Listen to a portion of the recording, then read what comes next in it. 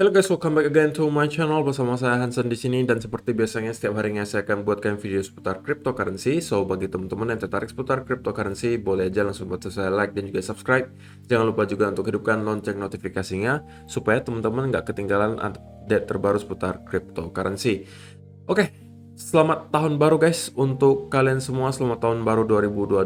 Tidak terasa kita udah melewati lagi tahun 2021 karena saya pribadi kayak ngerasa baru aja kita tahun baru 2021 udah sekarang 2022 gitu.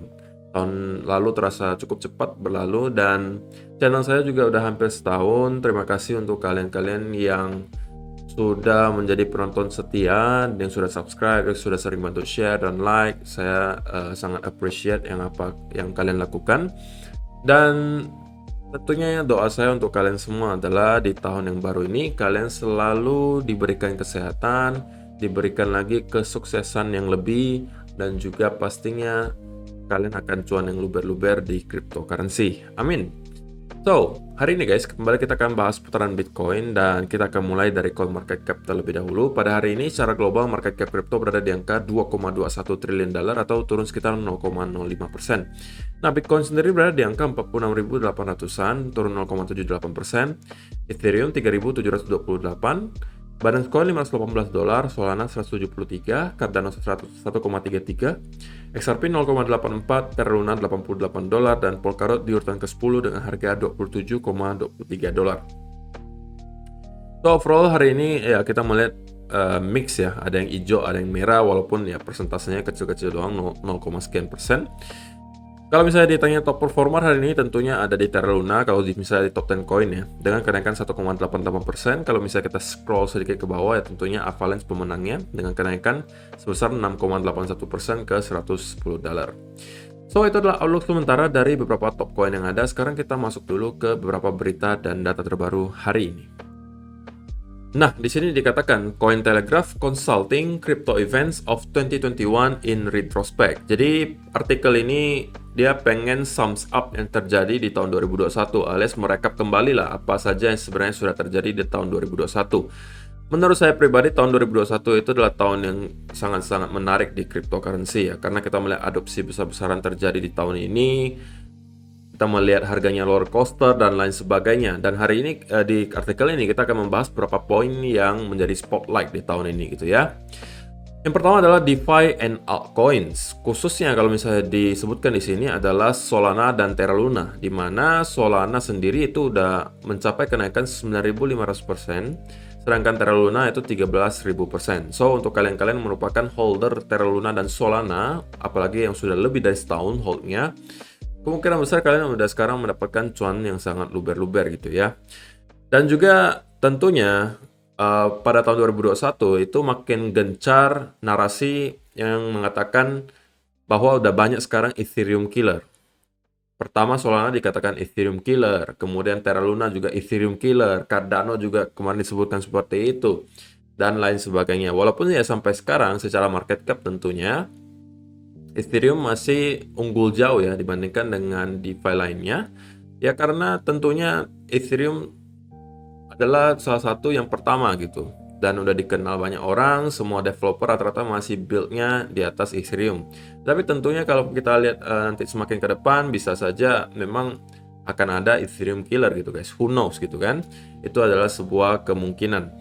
Dan yang kedua, selain tahunnya DeFi dan altcoin 2021, 2021 juga merupakan tahunnya NFT. Jadi ya pasti kalian juga udah tahu lah ya, kalau misalnya kalian merupakan investor kripto, mungkin udah lebih dari 3 bulan, kemungkinan besar kalian udah ngerti apa itu NFT gitu. Jadi kenapa NFT di tahun 2021 itu bisa sangat booming banget? Ya tentunya salah satunya dibantu perusahaan-perusahaan besar yang mulai masuk ke NFT gitu ya. Di sini dijelaskan contoh-contohnya adalah Coca-Cola misalnya, yang memberikan lelang, membuka lelang untuk bubble jacket skin di Decentraland. Oke, jadi mereka membuat sebuah jaket skin gitu ya, skin jacket yang bisa kalian pakai di Decentraland dan itu dijual gitu. Kemudian juga ada Visa yang mengatakan mereka membeli NFT pertama mereka dan lain sebagainya. Mungkin udah nanti Adidas, Nike mungkin semuanya juga akan masuk Dan itu tentunya efeknya sangat besar. Kenapa bisa seperti itu? Otomatis pengguna-pengguna Nike gitu kan, pengguna-pengguna Adidas, kemudian pengguna Visa dan juga peminum Coca-Cola misalnya. Mereka kan pasti penasaran gitu. Apa sih sebenarnya itu NFT gitu kan? Kenapa perusahaan-perusahaan sebesar Coca-Cola dan lain sebagainya masuk ke NFT? Nah, itu juga yang membuat mungkin makin banyak sekarang orang yang mengenal NFT dan bahkan mungkin udah start untuk membeli NFT gitu ya. Dan kalau misalnya kalian melihat di tahun 2021, kita melihat ada beberapa spotlight ya untuk NFT. Pertama itu yang namanya CryptoPunk. Kemudian ada CryptoKitties, ada juga Bored Ape Yacht Club. Jadi ini adalah ketiga kripto yang ya istilahnya udah dikenal luas lah gitu. Dan tentunya harganya udah kayak kalau dipikir selogika itu kayak kurang masuk akal gitu harganya guys. Tetapi ada saja orang yang mengatakan itu rasional gitu, harganya segitu. Sampai mungkin ada yang miliaran rupiah, ada yang puluhan miliaran rupiah. Kata mereka wajar aja. Kenapa? Ya karena dengan hold NFT tersebut kalian mempunyai ada kegunaannya NFT tersebut gitu. Contohnya misalnya di Bored Ape Yacht Club. Kalau kalian hold salah satu dari itu, kalian akan di-invite atau diundang secara eksklusif ke party-party ya para orang kaya lah istilahnya gitu, yang hanya bisa diikuti oleh orang-orang yang mempunyai Bored Ape Yacht Club. Sisanya nggak bisa gitu. Jadi itu adalah sebuah eksklusivitas gitu ya. Jadi orang-orang yang punya Bored Ape Yacht Club itu ya berasa kayak gengsinya tinggi, orang kaya gitu kan. Seakan-akan ya bisa dipamerin. Sama aja kayak misalnya kalian mempunyai Lamborghini gitu kan. Lamborghini ya nggak banyak orang yang punya gitu kan. Dan kalau kalian punya Lamborghini, otomatis orang udah wah keren nih Lamborghini gitu kan. Otomatis pasti orang kaya, gengsinya naik gitu kan, statusnya naik. Ya sama, di NFT kalau kalian punya Bored Ape Yacht Club, ya orang juga udah tahu bahwa kalian nggak main-main gitu kan, pasti duitnya banyak, dan ya gengsi kalian naik gitu ya. Jadi 2021 selain tahunnya DeFi, juga tahunnya NFT, dan juga tahunnya regulasi gitu. Ya khususnya kalau ngomong regulasi, pasti lagi-lagi kita omongin US lah ya, Amerika Serikat, walaupun topik ini menurut saya nggak menarik sih gitu ya. Dan di tahun 2021 ya tentunya US atau Amerika Serikat mencoba sebisa mungkin lah gitu ya untuk menahan supaya cryptocurrency nggak sampai terlalu besar lah gitu dengan cara apapun gitu, nebar FUD di sana sini. Kemudian tentunya juga salah satu hal yang menyebabkan Bitcoin susah naik sekarang tentunya adalah monetary policy atau kebijakan dari Fed gitu ya. Ya berarti ya kebijakan Amerika lah intinya, yang mengatakan mereka akan melakukan tapering lebih cepat, kemudian mereka berpotensi akan menaikkan suku bunga dan lain sebagainya, yang membuat kita ngelihat market ini belakangan agak lesu gitu ya. Mungkin karena sebagian investor merasa agak ngeri masuk ke market karena takut mungkin akan adanya tapering yang lebih cepat. Mereka belum tahu efeknya nanti akan seperti apa, ataukah mereka takut dengan adanya kenaikan suku bunga gitu ya. Jadi itu adalah soal regulasi. Jadi tahun 2021 juga merupakan tahunnya regulasi gitu ya. Kemudian tentunya tidak lupa adalah tahunnya GameFi atau game finance gitu, atau istilahnya kalau simpelnya game yang bisa kalian mainkan untuk menghasilkan uang, play to earn gitu ya. Dan kalau misalnya di sini dikasih contohnya itu adalah Sandbox, Axie Infinity, Enzyme, Illuvium, Ultra dan lain sebagainya. Ya tentunya salah satu yang mungkin kalian kenal adalah Axie Infinity ya, karena di pertengahan tahun kemarin Axie Infinity itu mungkin salah satu koin yang sangat amat dipuja-puja gitu, dibicarakan di mana-mana. Axie Infinity, game yang bisa menghasilkan uang dan lain sebagainya, harganya naik kenceng gitu kan. Investor awalnya menjadi kaya raya semuanya karena harganya naiknya luar biasa banyak gitu kan. Dan itu juga yang menyebabkan, karena kesuksesan yang terjadi di Axie Infinity membuat banyak developer mulai kayak wah ini lahan baru nih kan.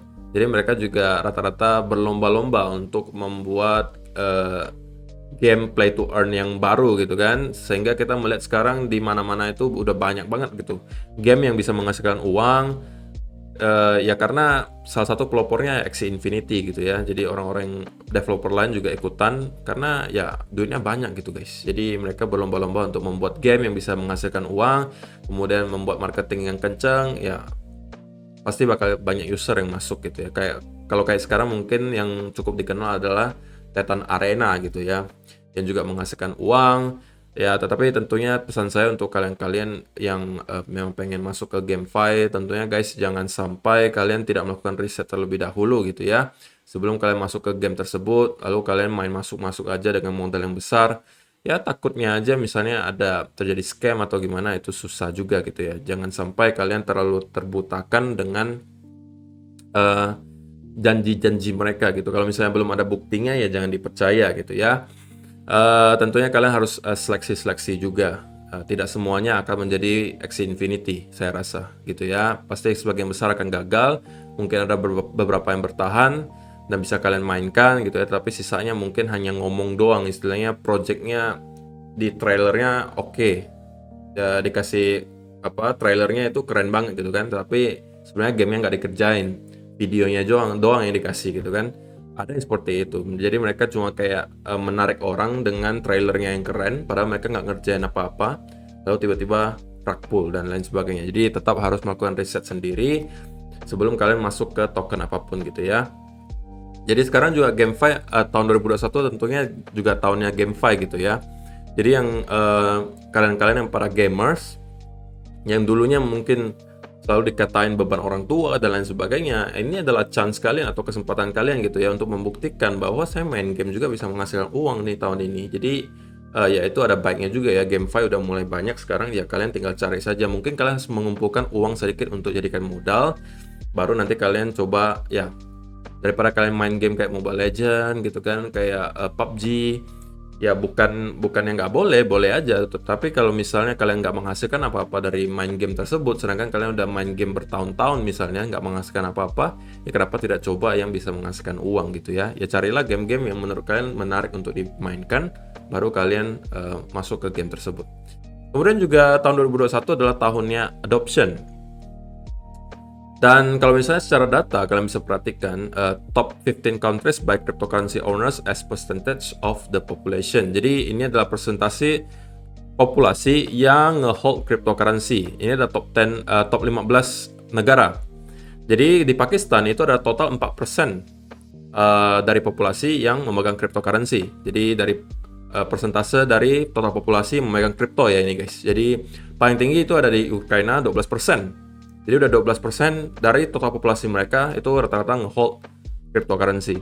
Dan kalau kalian lihat sampai sekarang Indonesia walaupun masyarakatnya banyak, kita belum masuk ke top 15. Dan tentunya dengan adanya data seperti ini juga kita bisa tahu bahwa kita masih berada di fase yang cukup awal gitu guys. Kenapa cukup awal? Ya karena kalau misalnya kalian perhatikan secara persentase, rata-rata itu masih di bawah 10% gitu ya. Ini top 15 loh guys, top 15. Oke. Rata-rata populasi yang memegang cryptocurrency itu rata-rata di semua negara itu masih di bawah 10%. Bahkan top 15 saja, Pakistan, itu masih 4%. Oke, berarti yang lain-lain kan di bawah 4% gitu kan. Jadi itu yang membuat kalian juga mungkin sedikit kebuka pikirannya bahwa oh, ternyata memang saya masih awal banget gitu ya di cryptocurrency. Karena belum banyak orang kok yang nge-hold crypto sampai sekarang, dan tentunya kemungkinan besar 2-3 tahun ke depan angka ini mungkin udah akan jauh lebih tinggi gitu ya. Jadi kalau ketika hal tersebut sudah terjadi, angkanya udah tinggi banget, ya tentunya harganya juga akan ikutan tinggi gitu ya, simple. Oke, so itu adalah artikel pertama. Saya rasa saya bahasnya udah cukup panjang gitu ya, tapi mudah-mudahan kalian nggak bosan. Oke, jadi next adalah tech dev. Kemudian tech dev ini lagi-lagi melakukan cocok logi guys. Dia mengatakan Bitcoin hitting the same levels as twice before, just slower. Jadi dia kembali membandingkan pergerakan antara first halving cycle, second halving cycle, dan ini third halving cycle. Jadi cycle halving pertama, kedua, dan ketiga. Dimana dia mengatakan hal yang mirip juga sekarang terjadi gitu. Dia menggunakan Fibonacci, angka Fibonacci 1272, 1472 dan 1618. Nah, ketika kita lihat di sini angkanya kita bounce di 1272, kemudian kita naik, oke, kemudian kita retest di 1472, oke, kemudian kita baru mendapatkan rally lagi ke atas. Sama di sini kita mendapati retest di 1272, rally ke 1618, oke. Kemudian kita retest di 1472 dan kita rally lagi ke atas. Hal yang sama terjadi sekarang, kita retest di 1272, kita rally 1618, kita retest 1472. Tentunya hal ini akan invalid apabila kita benar-benar mampu close di bawah angka 40.000. Maka itu seharusnya itu udah kejauhan gitu guys. Jadi kemungkinan data ini tidak akan valid lagi apabila kita sudah breakdown dari angka 40.000 gitu ya. Apakah menurut kalian TechDev terlalu maksa nih guys dengan cocok-cocok loggingnya dia, ataukah menurut kalian ya memang ini mirip gitu? Saya pengen tahu komentar kalian di kolom komentar di bawah. Kemudian saya juga pengen update untuk hari ini, kita masih dalam keadaan extreme fear gitu guys. Angkanya di 21 ya. Dan kalau misalkan perhatikan dalam sebulan terakhir kita tidak pernah lepas dari yang namanya fear. Kita kemarin sempat hampir masuk ke netral, tapi kemudian ke reject lagi ke bawah. Dan sekarang kita kembali ke angka 21 yang merupakan area extreme fear. Sekali lagi guys, ini hanya untuk info saja, tidak untuk kalian jadikan alat jadikan alat pengambil keputusan. Ini hanya informasi saja, tentunya pakailah dengan bijak. Tapi memang kalau misalnya kalian lihat secara historis, memang tentunya area terbaik untuk bisa start akumulasi adalah di area extreme fear gitu ya. Be fearful when other greedy. Jadi kalian harus takut ketika orang-orang lagi tamak. Jadi sebaliknya, be greedy when other are fearful. Jadi kalian juga harus tamak ketika orang-orang lagi ketakutan gitu ya. Jadi itu teori simple investasi. Dan kemudian ini juga adalah salah satu yang mungkin sering kita bahas di sini, itu adalah Bitcoin All Exchange Reserve atau stok Bitcoin yang berada di exchange. Nah, ketika kemarin kita mendapati ada sedikit bounce ke atas, seperti yang saya katakan, apabila hal ini berlanjut, mungkin saya akan start untuk mengurangi porto saya di kripto, tapi kelihatannya tidak terjadi. Kita kembali mendapati down movement di sini. Jadi kemarin hanya naik sedikit, kemudian kita down lagi sekarang. Dan ini kita kelihatan masih on track dalam keadaan downtrend gitu ya. Ya, sesekali mungkin kita akan ada sedikit bounce ke atas seperti yang terjadi di sini, tapi pada akhirnya kita kembali down. Ya, tentunya dengan adanya hal seperti ini itu tetap membuat saya yakin ya gitu bahwa kita masih sebenarnya berada di pertengahan bulan yang dimana artinya di data ini kita masih melihat orang-orang masih banyak yang membeli Bitcoinnya kemudian menariknya keluar dari exchange gitu ya. Tentunya itu adalah hal yang baik. Kenapa? Supply-nya semakin dikit, kemudian supply-nya semakin dikit, walaupun demand-nya sama, itu harganya tetap akan naik gitu guys. Apalagi kalau supply-nya menipis, demand-nya naik, itu naiknya akan lebih kencang lagi gitu kan. So itu adalah beberapa data dan berita hari ini yang perlu kalian tahu. Nah, sekarang kita masuk dulu ke chart-nya Bitcoin.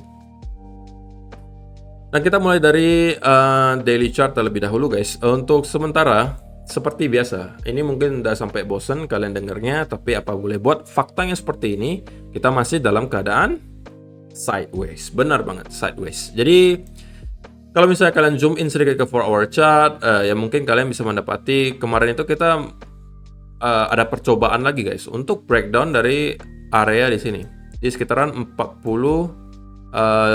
ribuan gitu ya, yang kelihatannya menjadi tameng terakhir nih.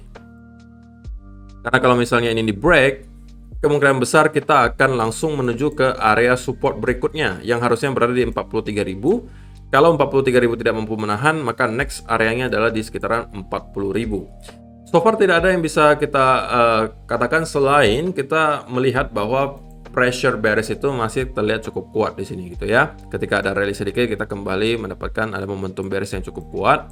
Dan sekarang tentunya kita mendapati lagi sedikit bounce di area support gitu ya, yang berkali-kali juga sudah menahan Bitcoin.